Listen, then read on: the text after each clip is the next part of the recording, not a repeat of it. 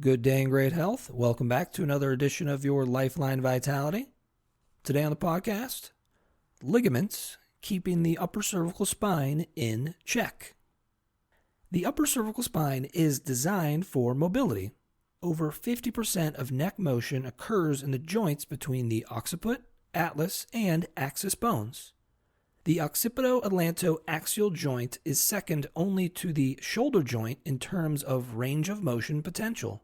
Both the shoulder and the upper cervical spine rely heavily on ligaments for mobility and stability. Their reliance on ligaments contributes to one of their greatest strengths, mobility, but also to one of their greatest weaknesses, instability.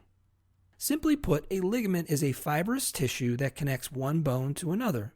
Dr. Mabel Palmer, who literally wrote the book on anatomy, had this to say about ligaments.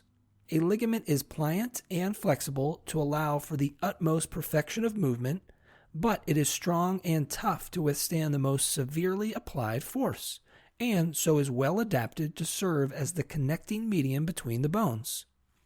Ligaments of the upper cervical spine play a major role in proprioception and sensory function.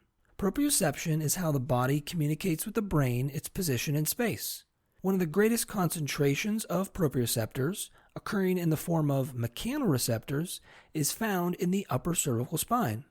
Mechanoreceptors found in the ligaments of the upper cervical spine detect mechanical stress, sudden changes, and extreme range of motion positions. Some ligaments of the upper cervical spine have unique characteristics.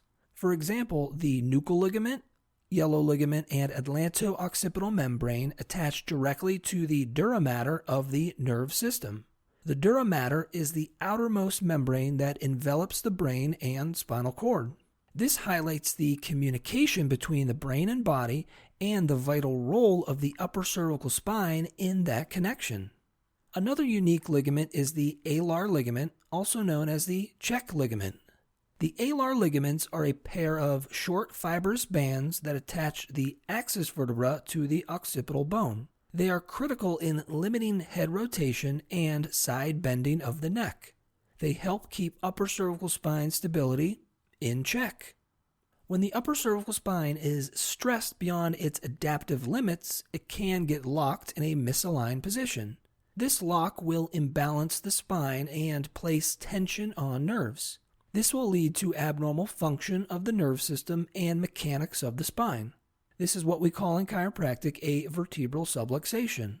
A vertebral subluxation abnormally stretches upper cervical ligaments, distorting mechanoreceptor information that is sent to the brain.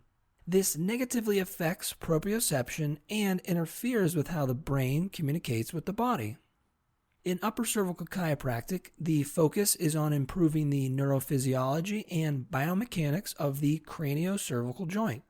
By adjusting the upper cervical spine, connective tissue such as ligaments can send better information to the brain.